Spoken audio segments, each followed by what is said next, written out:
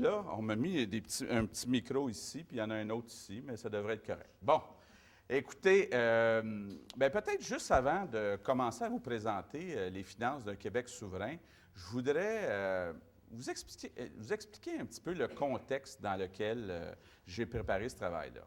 Moi, je pense que depuis 35 ans, le Parti québécois défend son projet de souveraineté du Québec essentiellement avec des arguments identitaires. Et c'est correct comme ça. C'est correct comme ça. Je pense que tous ceux là, qui sont probablement souverainistes ici ce soir, puis je m'inclus là-dedans, on est devenus souverainistes pour des raisons identitaires. Parce qu'on n'a pas fait des gros calculs comme j'ai fait là. On s'est tout simplement dit, bien voyons donc, on a une langue, on a une culture, on est une nation qui n'est pas reconnue. Ce serait juste normal qu'on ait un pays à nous autres. C'est venu du cœur comme ça, là, je pense, puis c'était pas des mauvais arguments parce qu'on est arrivé en 1995 à 50 d'appui au Québec avec ces arguments-là. Sauf qu'aujourd'hui, ce que j'entends en me promenant un petit peu, parce qu'on a un peu plus de temps dans l'opposition, que ce soit dans les cégeps, dans les universités, même des militants, des non-militants qui nous disent « Oui, mais la souveraineté du Québec, là, est-ce que c'est ça la première priorité aujourd'hui? Hein? Vous avez sûrement entendu ça là, par des voisins qui nous disent est-ce qu'il n'y a pas des choses plus urgentes à faire, des défis plus urgents à relever au Québec actuellement que la souveraineté du Québec? Et moi, je pense qu'il faut aujourd'hui, le Parti québécois, si on veut être capable à court terme d'aller chercher l'appui d'une majorité de Québécois et de Québécoises, il faut ajouter des arguments. Je ne dis pas remplacer les arguments identitaires. Je dis bien ajouter des arguments pour présenter la souveraineté du Québec comme un outil, comme un moyen pour être capable de défendre un idéal de société. Parce que moi, je suis d'accord avec le fait, là, et puis gardez ça en tête pendant la présentation, là, on a des gros défis à relever actuellement au Québec. Moi, il y en a deux qui m'interpellent en particulier. Le premier, c'est le défi de l'emploi, le défi du développement économique. Est-ce que nos jeunes, nos enfants auront des emplois dans 5 ans, dans 10 ans, dans 15 ans? Ça m'achale, puis on en a souvent parlé, puis on a même posé des questions à ce sujet-là, Normand et moi. Quand on regarde, je ne sais pas s'il y en a qui ont vu, entre autres, vendredi soir, l'émission de Jean-François Lépine, Zone libre, sur la Chine.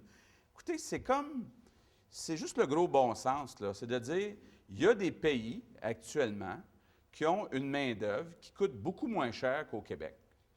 Et c'est comme un peu écrit dans le ciel qu'on fait juste commencer à voir le transfert de certains emplois qu'on a actuellement au Québec, entre autres dans le secteur manufacturier, vers ces pays-là où la main-d'œuvre coûte moins cher.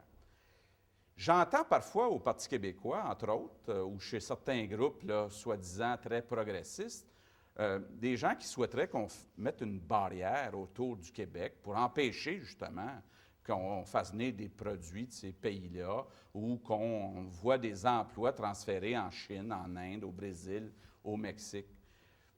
Bien, moi, je pense qu'il faut se rappeler là, qu'au Québec, on exporte plus de 50 de notre PIB. Ça veut dire que plus de la moitié de ce qu'on produit, on l'exporte. Fait que ça ne serait pas une bonne idée demain matin commencer à mettre un mur autour du Québec.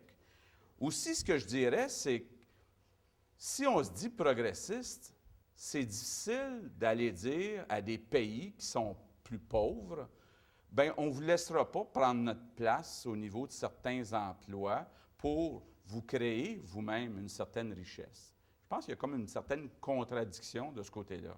Je pense qu'on ne peut pas être contre ça, que des pays pauvres, à un moment donné, bien, acceptent, eux autres, d'avoir des salaires de 1 piastre ou 2 piastres de l'heure. C'est un peu normal. Dans un deuxième temps, dans 10 ans, dans 20 ans, ça pourrait devenir, au contraire, des gros marchés, ces pays-là, pour qu'on exporte nos produits. Mais il faut être réaliste, les 10, 15 prochaines années vont être difficiles pour nos enfants, vont être difficiles pour les jeunes parce qu'il y a beaucoup d'emplois qui vont disparaître, des emplois où il n'y a pas de valeur ajoutée. Ça veut dire quoi? Qu'est-ce qu'on a comme défi? Bien, de remplacer ces emplois-là par des emplois à valeur ajoutée. Ça veut dire quoi, ça? Ça veut dire investir en éducation, investir dans la formation, investir dans le savoir. Or, actuellement, là, on n'est pas capable, vous allez le voir, là, financièrement, le Québec, de donner un coup de barre pour investir en éducation, ce qui devrait être notre première priorité. Donc, premier défi qui m'interpelle, comment on va faire pour s'assurer que nos jeunes aient des emplois dans les 10, 15 prochaines années? Deuxième défi qui m'interpelle beaucoup, c'est le défi, puis on va en parler tantôt, des finances publiques, dans le sens de savoir, est-ce qu'on sera capable, dans 10 ans ou dans 20 ans, de financer les mêmes programmes qu'on a actuellement? Et là, ça pose un problème d'équité entre les générations. C'est que, bon, on entend beaucoup parler de la dénatalité puis des impacts du vieillissement, mais c'est plus que ça, là. Vous allez le voir, la santé, ce n'est pas juste à cause du vieillissement de la population. Il y a des nouvelles technologies, il y a des nouveaux médicaments qui coûtent plus cher. Et peut-on aujourd'hui dire on va priver les personnes qui n'ont pas d'argent de ces produits-là, de ces médicaments-là? Je pense qu'en 2006, dans une société moderne, c'est difficile de reculer sur ce qu'on a mis en place, ce système de santé universel. Ce qu'il faut se dire aussi, c'est qu'on laisse à nos enfants, vous allez le voir tantôt, tout un fardeau au niveau de la dette.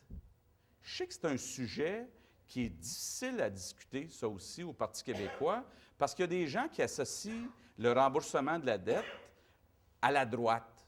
Puis, pas à tort complètement, parce que c'est vrai qu'il y a des groupes très radicaux à droite qui sont servis de ce combat-là pour rembourser la dette, pour réduire la taille de l'État et couper dans les programmes sociaux. Mais moi, je pense qu'un n'exclut pas l'autre. On peut vouloir protéger nos programmes sociaux aujourd'hui, mais on peut souhaiter aussi que nos enfants soient capables de financer les mêmes programmes sociaux.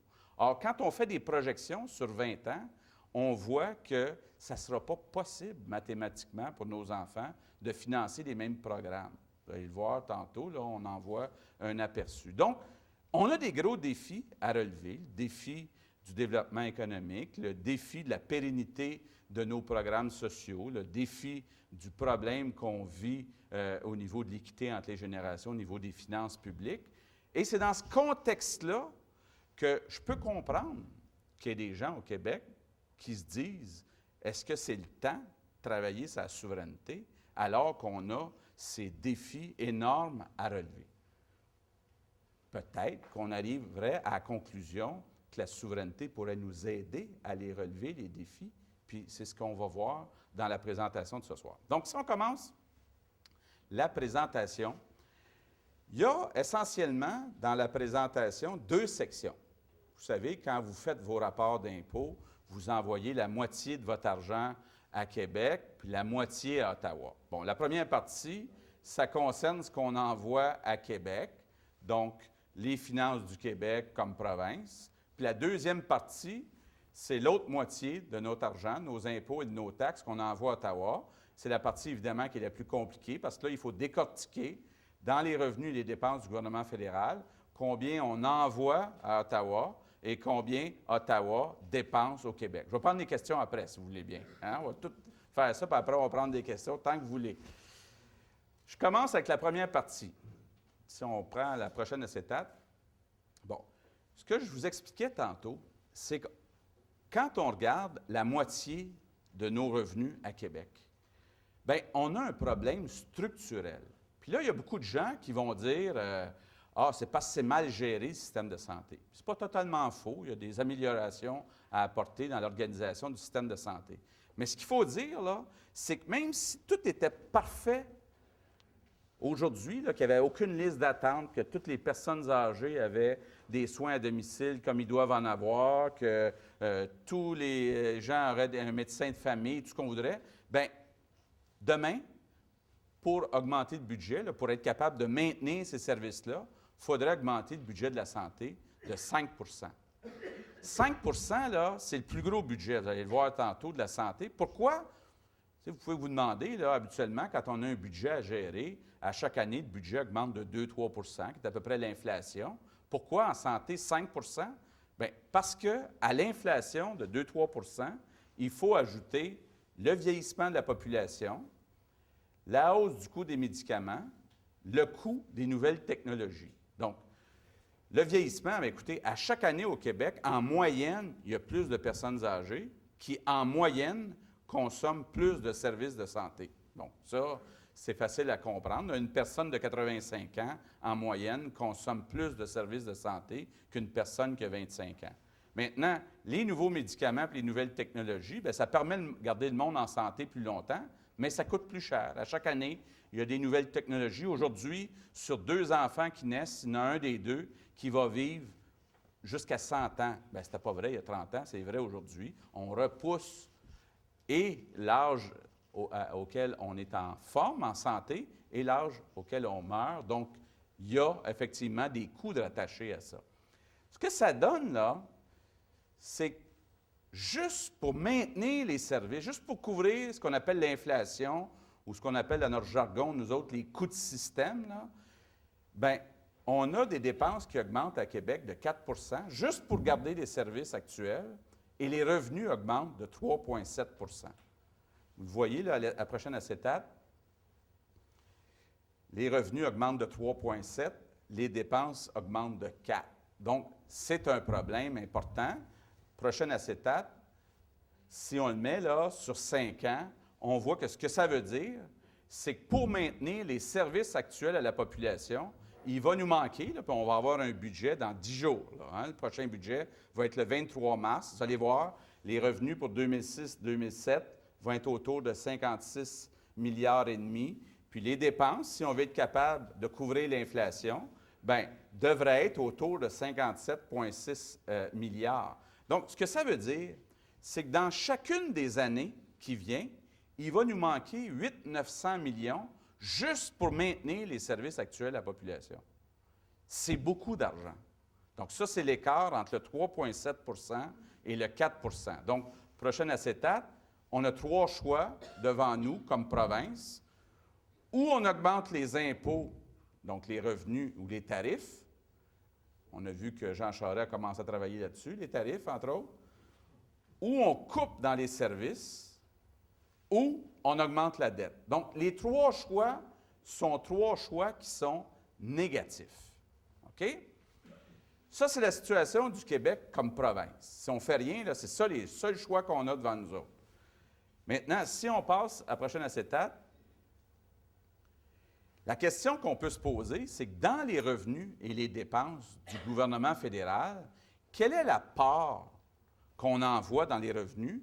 Quelle est la part des dépenses qui sont faites par le gouvernement fédéral? Donc, on va regarder chacun des postes et on va essayer de remplir les points d'interrogation qu'il y a à droite. Donc, combien de transferts sont envoyés directement à la province de Québec? Combien de pensions de vieillesse? Hein, on a beaucoup entendu parler de ça dans les derniers référendums. Assurance-emploi, les autres charges de programme, puis les intérêts sur la dette. Combien il y en a qui reviennent au Québec? C'est ça l'exercice qu'on fait là, dans les prochaines acétates. Donc, si on commence avec la prochaine acétate, bien, on voit tout de suite, puis ça, c'est incontestable. D'ailleurs, tous les chiffres qui sont là, il n'y a personne qui a contesté les revenus ou les dépenses. Ils nous ont juste dit des remarques, là, les fédéralistes, comme du genre, vous n'avez pas tenu compte du fait qu'il y aurait 10 ou 20 % des anglophones qui quitteraient le Québec. C'est vrai, on n'a pas tenu compte de ça. On pense que ceux qui avaient quitté, ils ont déjà quitté dans les années 70, là, mais il n'y a personne qui a dit que les revenus ne sont pas bons ou les dépenses ne sont pas bonnes parce que les chiffres viennent, entre autres tous ces chiffres-là, du gouvernement fédéral. Donc, cette année, là, pour 2005-2006, pour l'année financière qui va finir le 31 mars, on envoie 41,2 milliards, c'est en rouge. Moi, je vais prendre ça. 41,2 %. Donc, 41,2 milliards de dollars qui est envoyé à Ottawa. Ça veut dire que les individus, les compagnies vont envoyer cette année 41 milliards de dollars à Ottawa. Prochaine question, c'est combien Ottawa dépense au Québec? Bon, prochaine acétate, commençons avec les transferts. Vous savez, on s'est fait beaucoup, nous, les souverainistes, casser la tête sur les transferts fédéraux. En particulier, dans les transferts fédéraux, il y a ce qu'on appelle la péréquation. Hein, on s'est souvent fait dire, nous, le Québec, on est une province pauvre, Donc, on reçoit beaucoup de péréquations et si on quitte le Canada, on ne recevra plus ces transferts de péréquation. Alors, comme on peut voir, si on prend tous les transferts, là, pas juste en péréquation, mais aussi pour la santé, pour les études postsecondaires, on voit là qu'en pourcentage des revenus totaux du Québec, il y en a de moins en moins. Cette année, il y en a 9,6 milliards. Donc, il faut garder en tête, là, on a 41 milliards qu'on envoie à Ottawa. Il y a 9,6 milliards qu'Ottawa nous envoie comme transfert, incluant la péréquation. Prochaine dépense, bon, les transferts aux individus. Sécurité de la vieillesse, les fameuses pensions de vieillesse. Bien, il y a beaucoup de gens, hein, beaucoup de fédéralistes qui ont fait peur aux personnes âgées en 80 et en 95 en disant « Si le Québec se sépare, vous allez perdre vos pensions de vieillesse. » Bien, les pensions de vieillesse, là, cette année, c'est 7,9 milliards. Donc, quand on se fait dire ça, là, la prochaine fois, moi, j'aimerais ça qu'on réplique, bien, on va peut-être assumer nous-mêmes le 7,9 milliards de pensions de vieillesse, mais nous autres, on va récupérer 41 milliards d'impôts qu'on n'enverra plus à Ottawa. Ce bout-là, les fédéralistes en parlent moins. Donc, il faut avoir le portrait global. L'assurance-emploi, ça coûte 4,5 milliards. Donc, il y a 4,5 milliards qui est dépensé par le gouvernement fédéral au Québec. Prochaine dépense, bon, si on prend maintenant tous les ministères. Regardez la colonne de droite, là, c'est intéressant. Ça, c'est le pourcentage de chacun des ministères qui est dépensé au Québec. Je vous rappelle là, que les Québécois, Québécoises, on représente 23,6 de la population au Canada. Donc, tout près de 24 Alors, quand on regarde l'ensemble des ministères, il y a seulement, ça c'est important de le rappeler, seulement 17,4 des dépenses des ministères qui sont faites au Québec. Puis ça aussi, c'est incontestable. Bon, pourquoi? On va peut-être regarder quelques postes. Mettons les affaires indiennes. Les affaires indiennes, sur un budget de 5 milliards et demi, il y en a juste 9,1 qui est dépensé au Québec. Pourquoi? Bien, il y a juste 9,1 des Autochtones qui sont au Québec. Donc, ça, c'est normal. On ne peut pas critiquer ça. Agriculture, bien, ça, c'est un peu plus délicat parce qu'on n'a pas moins d'agriculture au Québec, mais sur un budget d'Agriculture Canada de 5,2 milliards, il y en a seulement 500 millions, donc 9 qui est dépensé au Québec. Pourquoi? Bien, quand on prend les programmes un par un, on se rend compte qu'il y a beaucoup de programmes dans le blé. Par hasard, il y en a beaucoup plus dans l'Ouest qu'au Québec, du blé. Beaucoup de programmes dans le bœuf. Par hasard, il y en a beaucoup plus dans l'Ouest qu'au Québec, du bœuf, de la production dans le bœuf. Puis à peu près aucun programme, par exemple, d'un produit laitier ou dans les productions de porc ou dans les productions où on a notre part ou plus que notre part au Québec. Donc, vous voyez là, on a à peu près 24 de la population. Regardez le seul poste là, où on a plus que notre part. Me croiriez-vous si je vous disais que le seul poste où on en reçoit plus, c'est Patrimoine Canada, 28 Quand il s'agit là, de distribuer les drapeaux, là, ils sont très généreux à l'égard du Québec. Donc, je ne m'étendrai pas plus longtemps là-dessus. Il y en a qui en ont parlé beaucoup plus que moi. Donc, au total, 17,4 12 milliards et demi qui est dépensé au Québec. Prochaine acétate. Ce qui est important de parler, puis ça, il faut en parler plus, nous, les souverainistes, parce que ce problème-là ne pourra jamais se régler dans le fédéralisme canadien. Hein? Même avec toute la bonne volonté, là, puis je vous en parlerai tantôt de Stephen Harper, ce problème-là ne pourra jamais être réglé. Les dédoublements. Actuellement, là, tous les ministères qu'on a à Québec, ils sont tous en double avec les ministères à Ottawa. On a 2 ministères de l'Agriculture, 2 ministères de l'Environnement, 2 ministères du Revenu, 2 conseils du Trésor, 2 ministères dans tout, et seulement en frais d'administration. Seulement en frais d'administration, là, ça nous coûte à nous autres 2,7 milliards de dollars par année. 2,7 milliards, si on n'avait pas ces dédoublements-là, qui pourraient, par exemple, être investis dans des programmes, dans des services directs à la population. Le meilleur exemple, c'est la première ligne d'en haut, douane et revenus. Bien, si demain matin, au lieu de faire 2 rapports d'impôts, vous faisiez un rapport d'impôt, Au lieu d'envoyer la moitié de votre argent à une place, puis l'autre moitié à l'autre place, vous envoyez un chèque 2 fois plus gros, mais juste à une place, bien, on aurait besoin de moins de fonctionnaires pour collecter ces fonds-là. Et ce qu'on a fait aussi, c'est que pour éviter qu'on mette à pied des fonctionnaires, on a supposé qu'avec les retraites volontaires sur 3 ans, donc c'est pour ça, là, vous allez voir tantôt, le 2,7 milliards, on l'a amorti sur 3 ans, bien, on va éliminer ces postes-là, qui sont des dédoublements administratifs. Prochain acétate, qui est le dernier poste de dépense, là, qui est peut-être le poste le plus compliqué, mais en même temps celui qui est difficile à contester, c'est quelle est la part de la dette qui nous revient. Bon, vous voyez dans la première colonne, là, Ottawa a une dette de 693 milliards, OK? Puis a des actifs de seulement 213 milliards. Les actifs, là, c'est les ponts, les bureaux de poste et tout ce que vous voudrez. Donc, 693 milliards d'actifs. La question, c'est de passifs, excusez. Sur le 693 milliards de dettes, combien en revient au Québec? Bon, là, ce qui est important de dire, c'est que la méthode qu'on a utilisée, c'est la méthode de Bélanger-Campeau. Donc, la méthode qui a été approuvée, là, ceux qui sont plus jeunes, qui ne s'en rappellent pas, Bélanger-Campeau, c'était une commission qui a été mise en place par Robert Bourassa, qui était un fédéraliste, même s'il a flirté avec la souveraineté. Et Bélanger-Campeau, bon, Jean Campeau, on le connaît, l'ancien ministre des Finances péquiste, mais Michel Bélanger, ancien président de la Banque nationale du Canada, peut vous dire qu'il n'y avait rien de souverainiste dans ce gars-là, puis il a accepté cette méthode-là. Ce que je dirais aussi, c'est que cette méthode, c'est la méthode qui a été utilisée, qui respecte ce qu'on appelle la Convention de Vienne, dans tous les cas de succession d'États au cours des 20 dernières années. Si vous prenez, par exemple, la Tchécoslovaquie, quand c'est devenu la République tchèque, et la Slovaquie, c'est la méthode qui a été utilisée. Quand il y a eu toutes les républiques là, en URSS qui ont quitté l'URSS, puis on a eu la Russie, chacune des républiques, c'est la méthode qui a été utilisée. En gros, là, cette méthode-là, qu'est-ce qu'elle dit? Commençons par en bas, là, c'est peut-être le plus facile. Les comptes de retraite, il y a des déficits de 173 milliards.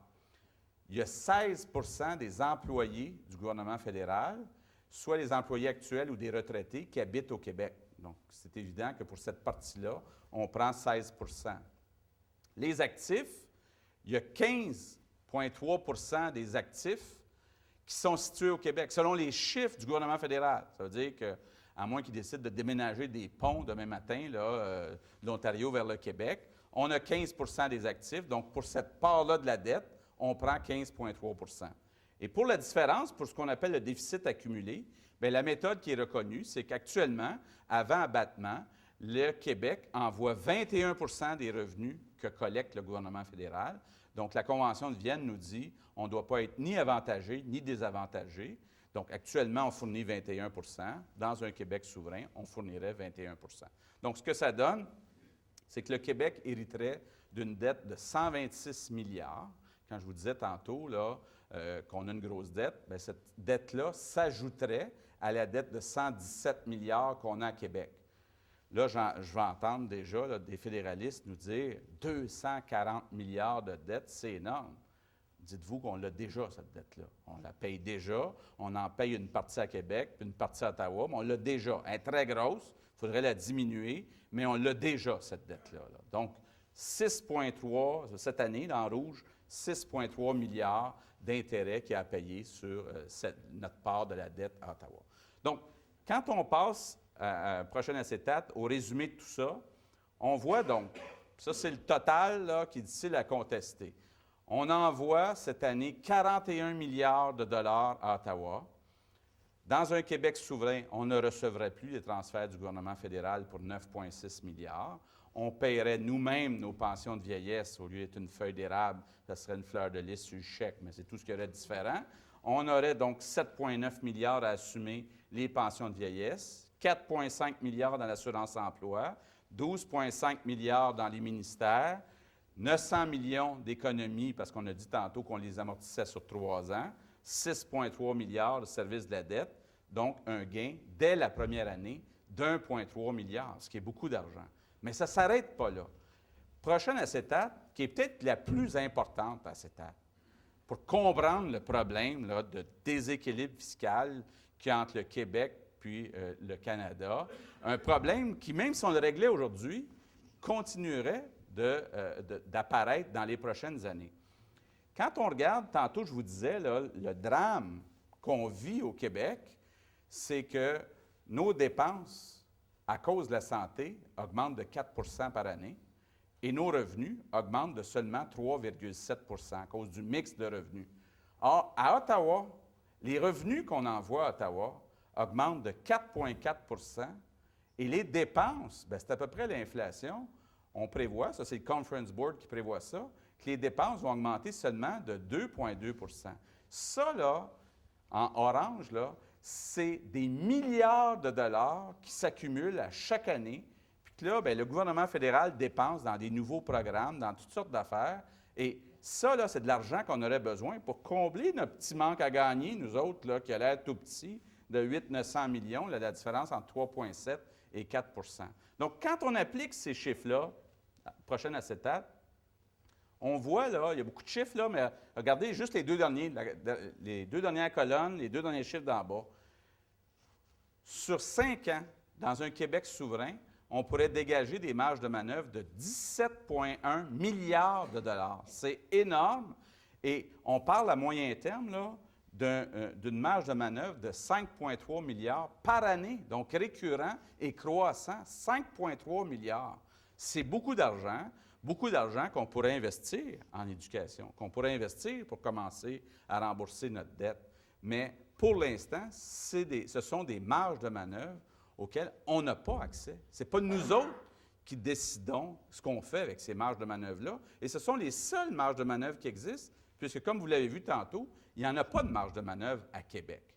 Donc, en conclusion, prochaine acétate, le Québec comme province vit le problème de la croissance exceptionnelle de la santé, ne peut maintenir comme province les services actuels à la population, fera face à un déficit de 3,3 milliards au cours des 4 prochaines années. Prochaine acétate, pendant ce temps-là, bien, à Ottawa, les revenus qu'on envoie là-bas augmentent beaucoup plus vite que les dépenses.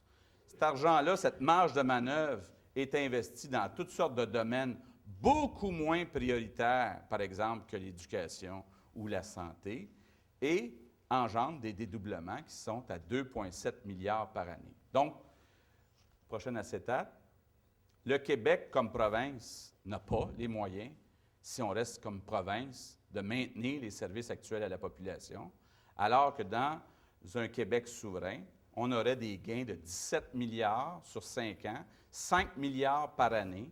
Ça serait suffisant pour maintenir les services actuels à la population et il y aurait une marge de manœuvre qui serait disponible, entre autres, pour investir dans ce qui devrait être notre première priorité, l'éducation. Donc, dernière acétate, moi je pense qu'on a un défi, les souverainistes, c'est d'ajouter cet argument. D'ajouter cet argument pour être capable de présenter notre projet, pas seulement comme un rêve, pas seulement comme un projet pour des raisons identitaires, mais aussi comme un moyen, comme un projet emballant qui nous donne la liberté d'investir dans nos priorités. Et moi, je me dis, là, si on pense, entre autres, à nos enfants, bien, c'est plus pertinent et plus urgent que jamais que le Québec cesse de tourner en rond, qu'on récupère nos marges de manœuvre pour être capable de relever les défis importants qu'on a à relever, que ce soit en développement économique, que ce soit la pérennité de nos services, que ce soit le développement du Québec. Il faut être capable de présenter aux Québécois ou aux Québécoises une vision d'avenir pour le Québec, être capable de se projeter dans les 10, 20 prochaines années avec espoir, avec